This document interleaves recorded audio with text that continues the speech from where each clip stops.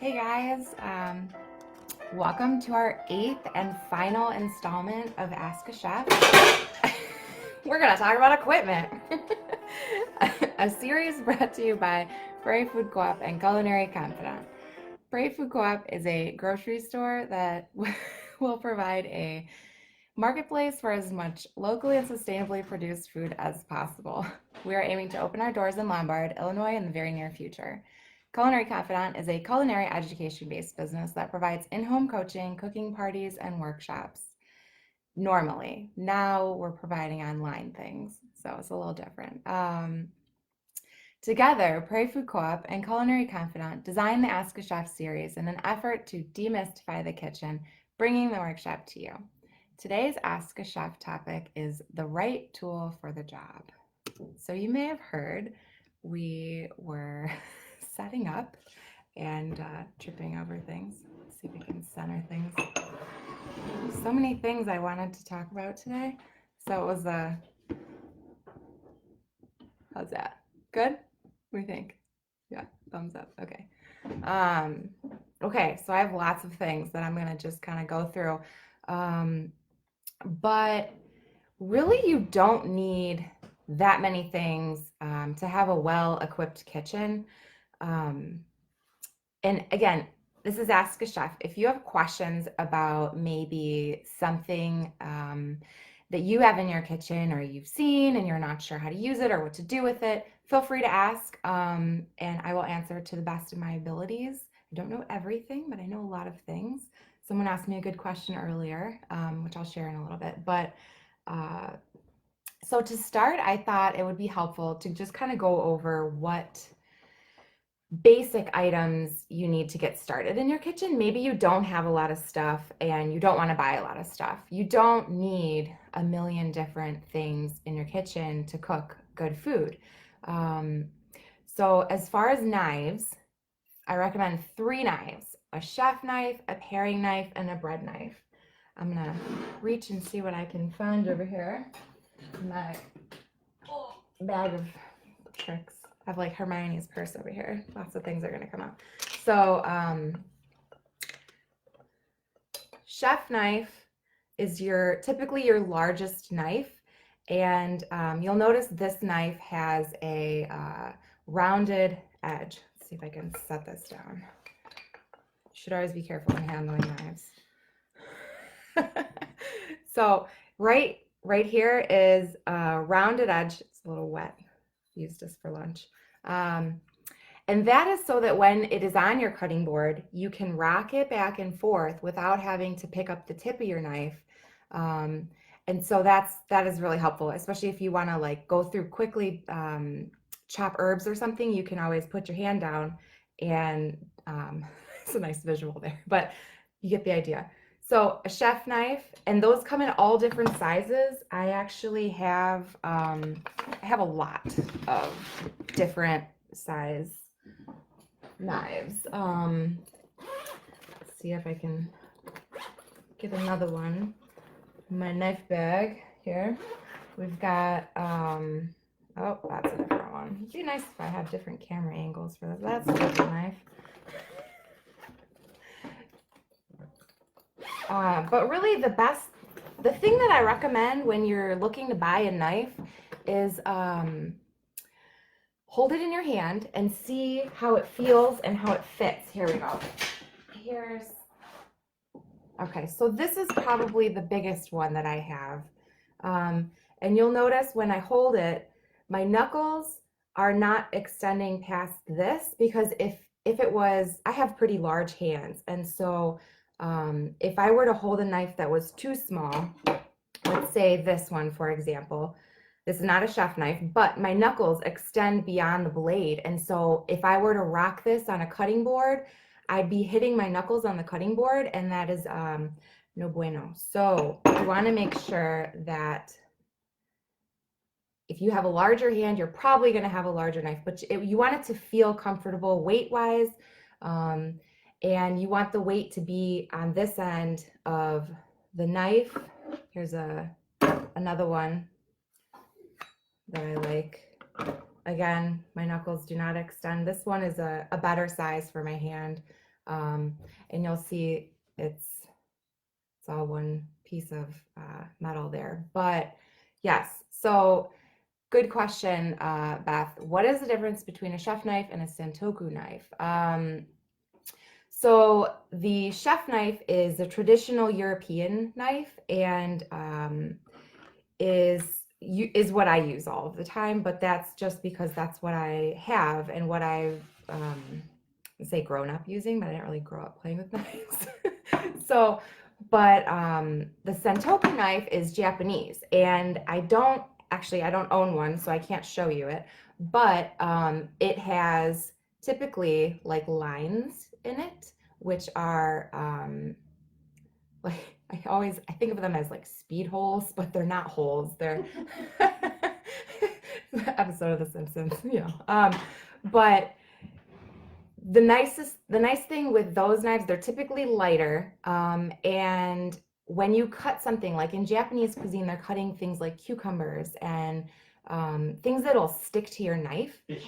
Yeah, fish is another one. So that will those little pockets of air will make it less likely that it's going to stick to your knife, which I do run into that problem when I chop things like that. And I have all these knives here. So chef knives. The next knife, paring knife. Paring knives come in all different sizes, shapes. In my knife block, I have 4 paring knives. I don't know why. Different sizes. These are all paring knives. And they're, you know, depending on what you're cutting. If I'm going to cut a strawberry, maybe I'll use this. It's really hard to show these. This one, the smallest one. If I'm going to, really though, like probably this is my favorite size. It's very versatile. And this is what you would use for something that you're holding in your hand. So if you're cutting, say you want to score an avocado or something like that, cut it in half and then you can score it and then you can scoop it out with a spoon. This kind of knife is really great for that. And actually the question that someone asked me, I might have one of these knives in my bag somewhere, but if you have a knife that looks like a paring knife but has like a hook kind of to it, it's like curved, that is something called a tournée knife or bird's beak, I think it's called. But that is something I don't ever use. I haven't used one of those since I was in culinary school, but it's for tournéing vegetables or like peeling. You could peel potato, which something that's round with that curved edge, it's going to let you go around it more. And tournée, we had to make tournée potatoes, which are like little football shaped potatoes. It's French cuisine thing. If you don't know what it is, look it up. It's a pain in the butt. And so that was the question she asked earlier, which was also a great question. It's kind of a waste too, isn't it? As far as when you cut. Tournéing potatoes is a waste. However, you can use those scraps to make anything else, really. But yeah, there's a lot of waste in pretty food, like perfectly diced things. So while I have these out, I can just show the difference if you have lots of knives and you're not sure what they are. So these two look similar. The difference is, I know one is longer than the other, but this knife bends and this knife does not bend. So the knife that does not bend is a boning knife, and that is what you would use if you have like a whole chicken and you want to cut it off the bone. The knife that bends is a fillet knife, and that is so that when you are filleting a fish, you can fillet it down this way. I'm trying not to cut myself as I demonstrate this. But you can kind of bend it and get into all the little spots that you want to get into. So that's kind of a fun fact about knives if you have lots of knives and you don't know what to do with them. Would you also use that to cut the skin off, like put skin down on and then kind of slice the skin? Yeah, you could use that to cut the slick off a fish, you mean? Yeah. Cut the skin off a fish, yeah. It's nice because it bends, so and fish is fragile compared to chicken. So And then serrated knife is the third knife. So chef knife, paring knife, serrated knife. And that's going to be, you know, it's got the teeth in it. This is a bread knife, basically. Those are the three knives that you need the most. And you always want to make sure you have a sharp knife, because a sharp knife is more is sorry, I'm reading comments and trying to talk. A dull knife is more dangerous than a sharp knife. That is what I was trying to say. My favorite personal knife and why. You always ask me this question. People always ask me this question. My favorite knife is a sharp knife. When I worked in the kitchen, we had our knives sent out to be sharpened professionally, and there was one knife that always came back the sharpest, and that was the tomato knife. There is no such thing as a tomato knife. It's not a thing, but in our kitchen that was the tomato knife, because that was the knife that easily cut through tomato skins, and that's one of my tests for, is my knife sharp? Like, how easy does it cut a tomato skin? But this is the knife that I use all of the time. It was a gift, and it is Chicago cutlery. It's not super fancy. That's just what I use all the time. It's in my block. It's very convenient to grab. It feels great in my hand. So yeah, that's my favorite knife, I suppose. I have so much equipment here to show you. What should we talk about next? Okay, and then, so we went over knives. Can you come take some of these knives from me so I don't cut myself? Oh, shears, kitchen shears are shears that come apart. Definitely worth investing in ones that come apart, because you can get all of the food out of there. These are also the best thing ever if you have small children and you're cutting up their food all the time, because you can just snip it all and then you can eat dinner. That's my mom's fun knife tip. It's not really a knife. And then a peeler is also essential. I probably have more of a favorite peeler than I have a knife. I have had this peeler for a very long time and I love it. It is a Cutco peeler. It doesn't need to be sharpened, which they will do for free, which is amazing. And I actually prefer this type of peeler as opposed to the other shape peeler. That's just because that's what's comfortable in my hand. Again, it's all about preference. It's not necessarily right and wrong all the time. How often should you get your knives sharpened? Okay, so there's a difference between sharpening and honing a knife, which, let's see. So I have, see if I have, okay, so this is a steel or honing blade. And you probably have one of these in your knife block. This is, now that I don't have any knives over here, this is what you use on a regular basis. I have a giant bag full of knives, actually. This is my Hermione's purse, I guess. That is what you should use every time that you use your knife, theoretically. It realigns the edges of the blades and keeps it sharp. What is this knife? Ooh, we could talk about this knife too. I have so much other equipment. This is a serrated knife. I have another paring knife in here. This would be way more fun if you guys could see all my stuff I have. I don't know. So honing you should do every time you use your knife, or at least once a week. And then because the difference between honing and sharpening, so I have a whetstone, which is like a brick that's kind of got, it's like sandpaper rough. And the difference between sharpening and honing is honing just realigns the edge of your blade, whereas sharpening actually removes part of your knife. And so you don't necessarily want to sharpen more than you need to. But it depends on how often you use your knife. If you're someone that uses your knife very often and it starts to feel like it's getting dull, get it sharpened. I I don't know, when we were in a professional kitchen, it was like once a week, every other week, maybe. But that's like constant cooking. So maybe like once a month. Again, I don't sharpen my knives that often. I do hone them very frequently. You can either sharpen with a whetstone. You can take them somewhere to get it sharpened for very cheap.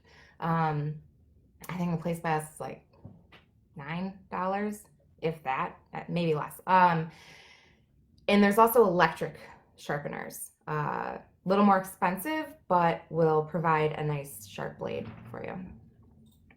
Okay. So let's see what else we have. As far as cutting boards, definitely recommend a large board. This is the board that I use all of the time. It's nothing fancy, it's just really big. And it's nice because it's double-sided. You can see there's a lot of scratches in here because I use it all the time. I have smaller boards, and I find that I just don't have enough space because when you are cutting, you have like your stuff here that's not cut, you've got your stuff you're cutting, and then you've got your stuff over here that is already cut. You can also have bowls and things like that, but large cutting board, definitely something everybody should own. And then it's also good to have multiple cutting boards because you want to avoid cross-contamination. So like if you're cutting raw meat or something like that, you don't want to cut vegetables on that same cutting board. Yes, you can wash it and then use it again, but sometimes it's convenient when you're cooking to just have a couple of cutting boards. So yes, definitely you need knives, you need cutting boards, and peeler is another must for me. And then there's a couple different types of graters. Let's see.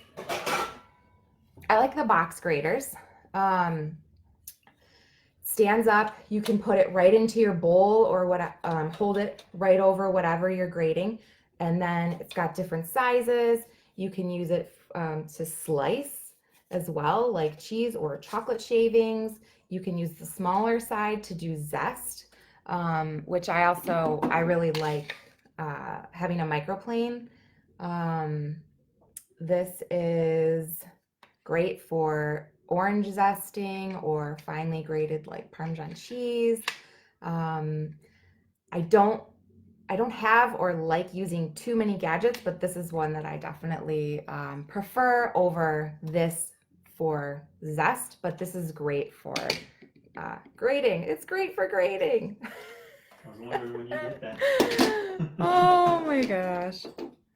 Oh, Jerry says, when I cooked in the Army, our knives were used heavily and we sharpened them once a week. Perfect. So I was remembering fairly quickly. I mean, fairly accurate. Quickly accurate. Sometimes my brain doesn't work.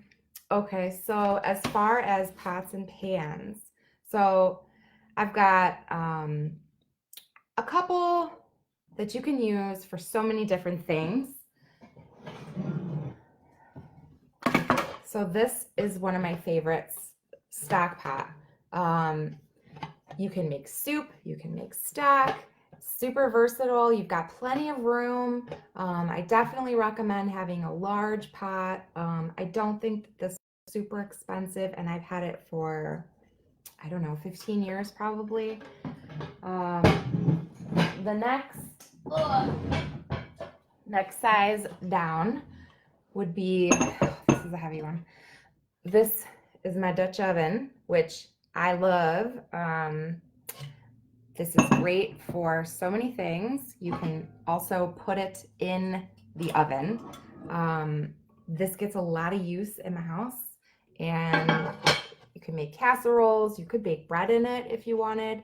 But I love that it's basically, it creates an oven outside of your oven. So on your stovetop, you can have an oven.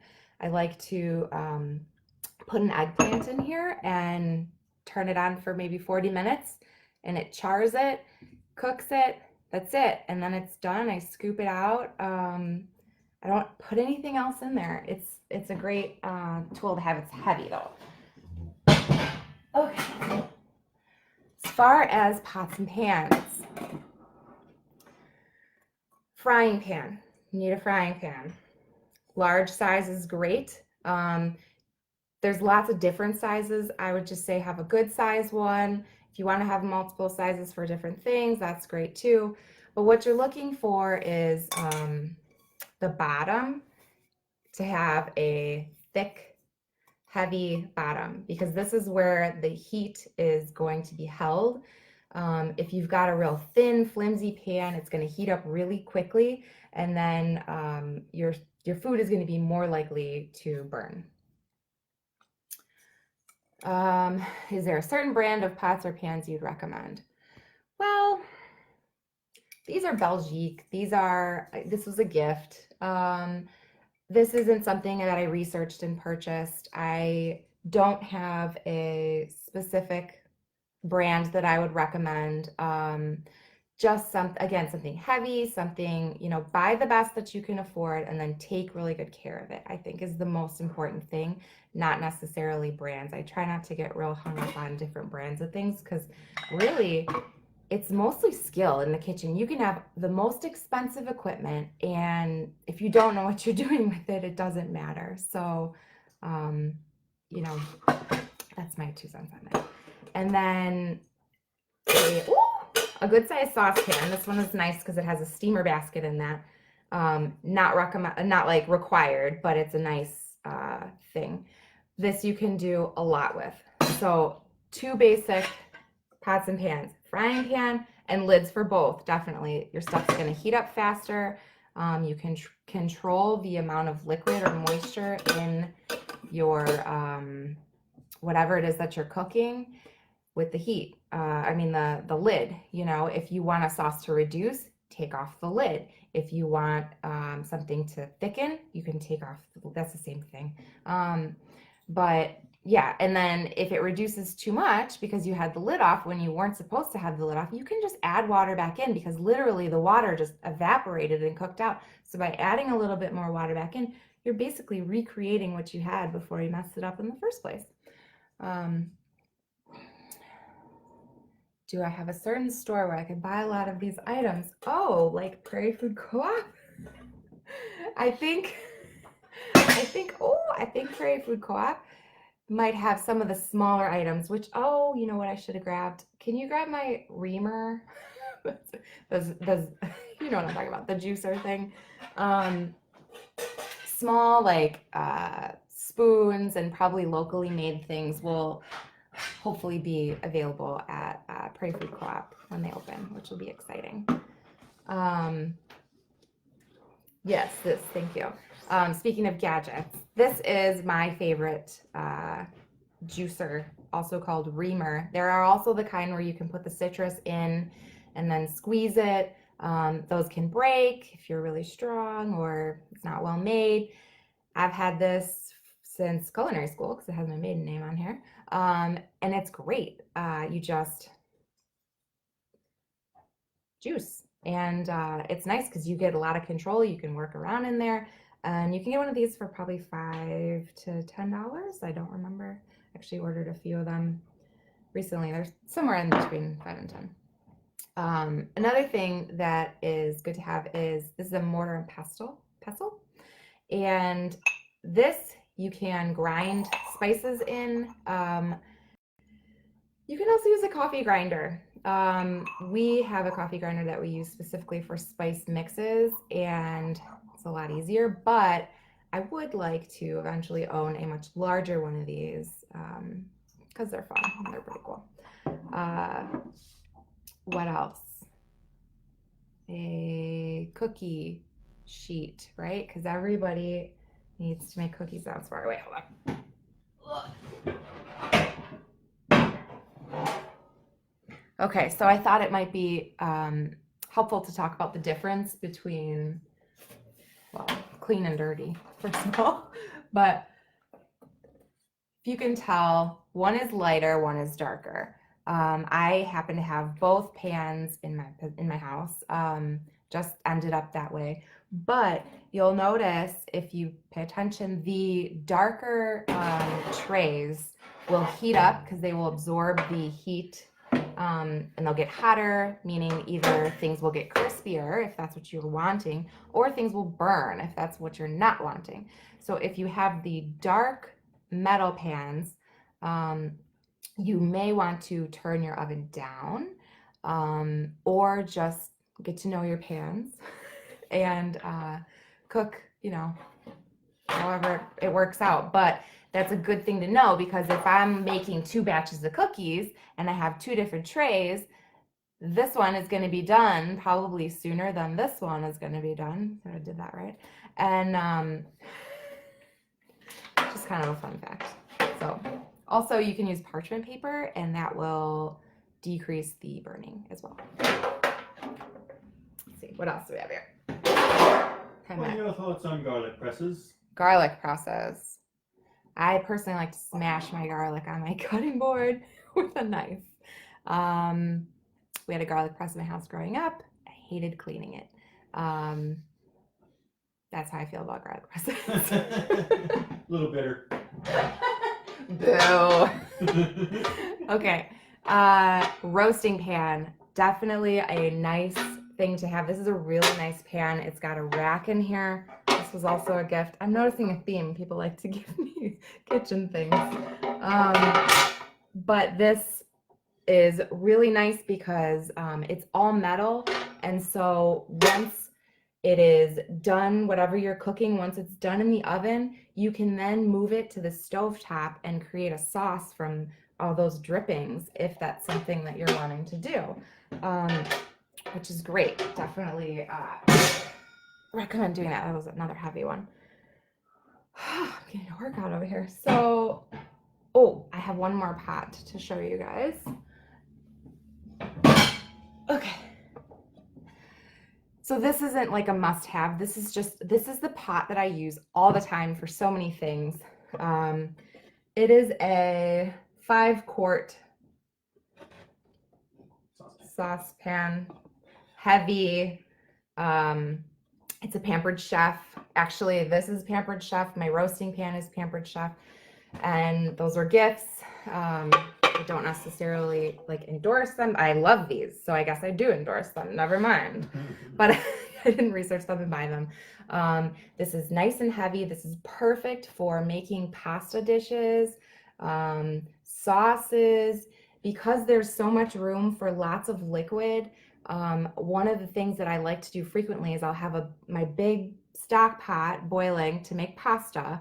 I'll make a sauce in here and then cook some veggies in the sauce. When the pasta's done, instead of draining it, you can just use a strainer, put it right in here. And then if you want to thicken your sauce for pasta, you can use a little bit of the water from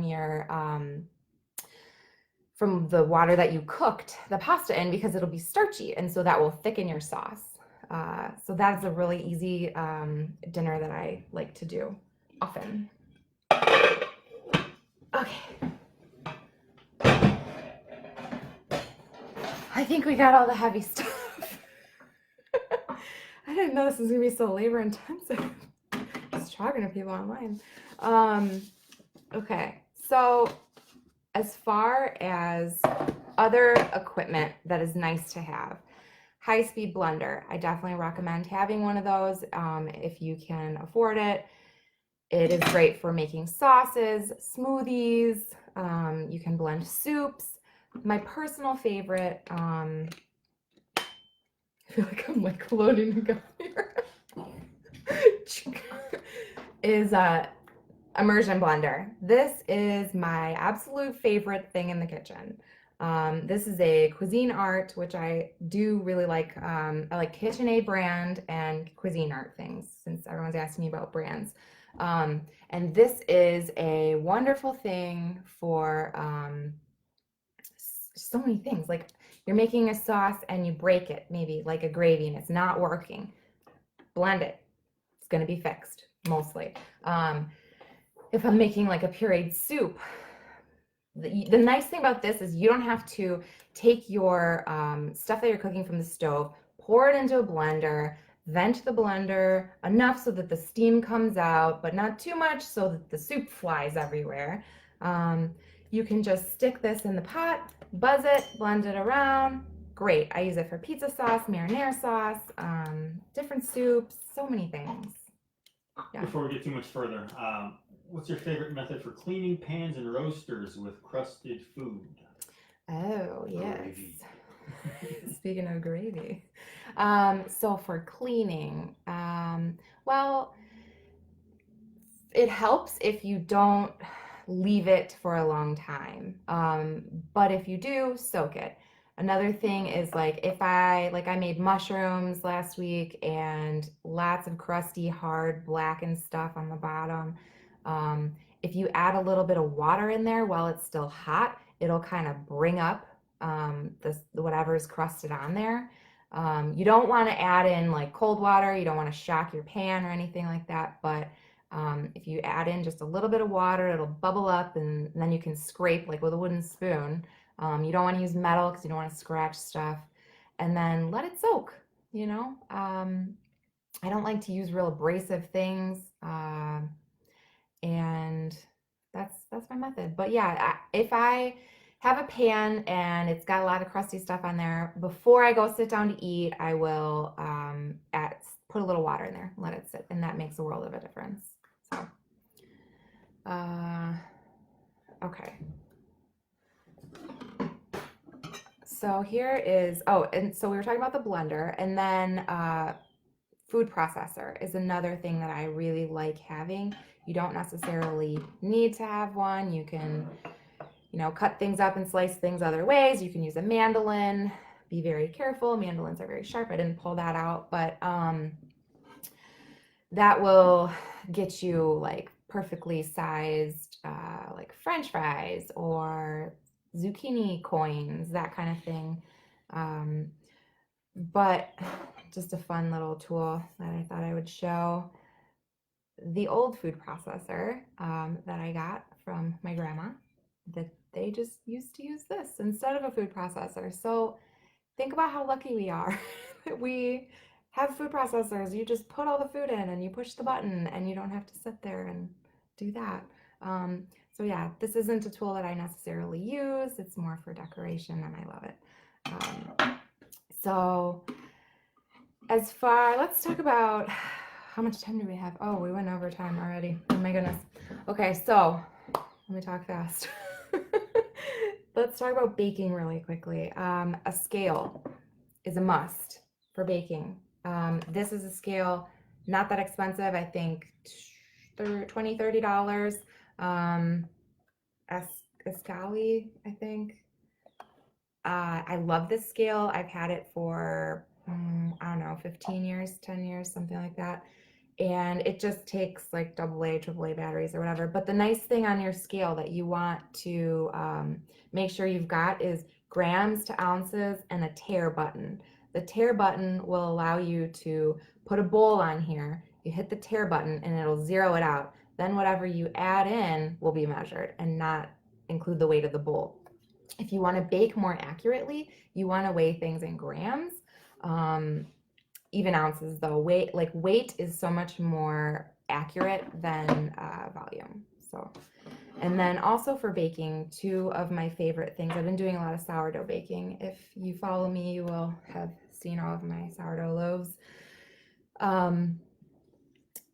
These two items are amazing for bread baking and dough making in general. This is a dough scraper, so it bends and you can use it to scrape in around your bowl to scrape everything off. And this is a bench scraper, so it allows you to clean your counter, or both of these you can use to move your ball of dough around without having it stick to your fingers.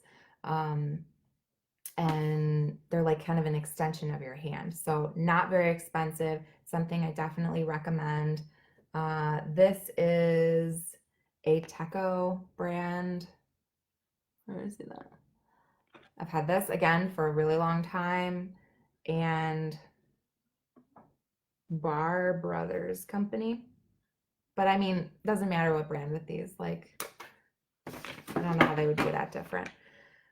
So for baking, yes, those are my tools that I really like. I mean, a rolling pin obviously is great. I actually have a non-stick rolling pin, which is really nice, but you can also put parchment paper on your rolling pin, or on your, like if you're making pie dough, because that's very sticky. That would work as well. So let's see, I have so many things written down here. A scoop is another good thing. I did not grab that for getting all of your items to cook the exact same. So if I'm making cookies, I will use a scoop, and then can you grab my scoop, Jay? Because it's a little different than, do you know what I'm talking about? Okay. We'll show you that one too. That's great for getting things to cook evenly, because if it's the same size, then it will cook evenly. How do you follow me? Oh, I love it. So, okay, yes. Oh, thank you for answering. It's like you guys are your own community out here. So I'm on Facebook, I'm on Instagram, Culinary Confidant. My name is Crystal. I have a website, culinaryconfidant.com, and I put out all kinds of culinary nutrition content all the time. I have 2 small children though, so it's depends on when it happens, when they let me work. So this is the scoop that I am talking about. It's a little different than just a regular scoop. There's a number on here somewhere, but there's all different sizes, and the different sizes will make different shapes. The nice thing, other than this little kitty hair on there, is with this, it's got the thing that will release it. So this is perfect size for cookies. This is the scoop I own. I don't own a variety of sizes. Be helpful if I could tell you what size I do own. I feel like, oh wait, here it is. 30. Did a plant come down at me? No, it's a sign. Oh, my sign's coming down. This is not a permanent installment in my house. I'll just lean back up on it. Okay, so that's the scoop. You like that one? I didn't plan that. There's so many things that you could have in your kitchen. You could have a salad spinner. That's great for drying your greens. You could have I have also a marble cutting board, which is really nice for pastry. Because with your pastry, you don't want it to be warm. The marble keeps it nice and cool. That's a nice fun. That was a gift as well. Thank you. And then what else? Did I forget anything, guys? Pyrex is great to have too. There's so many wonderful things to keep in your kitchen. And I'm happy to answer any questions that anybody might have about specific items and whether or not maybe it's worth investing in. I have a lot more than I've shown you, but in general, I'm not a huge fan of, little kitchen gadgets. Like if it has one purpose, and it just takes up space, but I could do it with something else, then I'm probably not going to buy that thing. Like I do own a cherry pitter because that's very efficient at pitting cherries, and I don't want to sit there and stain my fingers. But like a bagel slicer, I have a knife, or like there's so many gadgets out there, and you don't need them all. You just need the basics. You need a chef knife, a paring knife, a serrated knife for cutting bread, a peeler, a large cutting board, a grater, medium saucepan, frying pan, cookie sheets, and what else did we talk about? Stock pot. That's pretty much it. An immersion blender. You should probably buy an immersion blender because I love my immersion blender so much. So yeah, if anyone has any other questions, feel free to reach out to me. I'm always happy to answer any questions that anyone's got. And that just about wraps up today's topic. So if you have any questions about maybe today's Ask a Chef, Prairie Food Co-op, or Culinary Confidant, feel free to reach out, and myself or someone else will get back to you as soon as possible. If you're interested in more content like this, including recipes, cooking tips, and nutrition info, you can follow Culinary Confidant on Facebook, Instagram, or visit culinaryconfidant.com. I am currently in the process of developing a hands-on series where you will get the opportunity to cook with me from the comfort of your very own kitchen. More info on that coming soon. If you're interested in rewatching or watching a previous Ask a Chef video for the first time, you can find those at prairiefood.coop. I'd like to thank everyone for watching, and I hope to see you all again soon, someday, when we can be in each other's kitchens again. Thanks for watching, and follow me and follow PFC, and we'll see you soon. Stay safe, everybody.